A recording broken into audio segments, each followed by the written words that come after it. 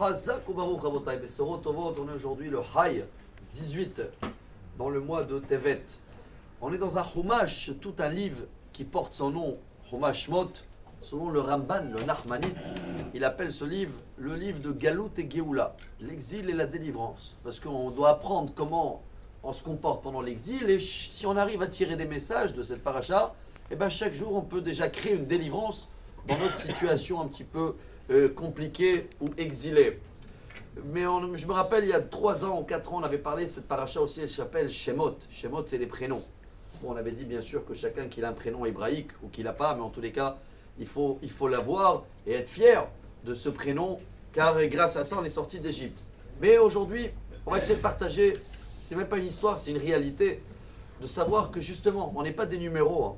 Quand on dit Shemot, prénom, c'est chacun il a une histoire. Et si on peut, dans chaque histoire, comprendre qu'est-ce qui se cache derrière, alors je crois qu'on a compris pourquoi Moshe a été choisi pour délivrer le peuple. Il y a un grand rabbin, il est toujours vivant, il s'appelle le Rav Israël Meir Hager, c'est le rabbin de Vizhnitz. Vous avez entendu parler sur la chassidoute de Vizhnitz? C'est une chassidoute comme il y a Chabad, Breslev, Vizhnitz, avec des dizaines de milliers de personnes. Et une fois, il y avait quelqu'un, il n'y a pas longtemps, il a marié son fils, c'était son dernier fils. Il est venu inviter le rabbin, qui fait également la choupa. Le rabbin, il a dit avec plaisir, il a fini la choupa, il a béni toute la famille. Juste avant de partir, il a attrapé le papa du khatan, il a dit, très important, ce soir, peu importe à quelle heure, à la fin du mariage, tu m'appelles, j'ai quelque chose à te dire important. Alors le monsieur, il a dit, mais monsieur le rabbin, on va finir peut-être à 2h, 3h, il a dit, tu m'appelles. Bon, il rentre à la maison, le chamash qui est là, le bras droit, il ne comprend pas qu'est-ce qu'il y a d'urgence.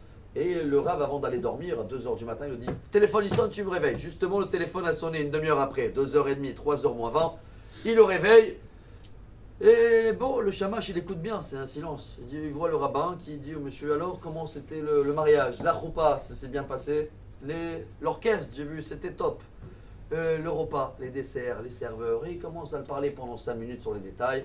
Bon, Baruch Hashem, Mazal Tov, que des bonnes nouvelles. Là, il a Tov. Avant d'aller dormir, le shamash, il a dit, je ne comprends pas, monsieur le rabbin, vous avez une journée tellement chargée, avec des dizaines de milliers de personnes qui sont à vos charges, les joies, les cimetières, les mariages, c'est ça, 2h30 du matin qui était urgence. Et voilà le message du jour à Botaï. Il a répondu à son shamash, il a dit, tu sais que ce monsieur-là a perdu sa femme il y a quelques années, c'est son dernier fils, et ce soir, c'est la première fois qu'il va dormir seul, lui avec les murs.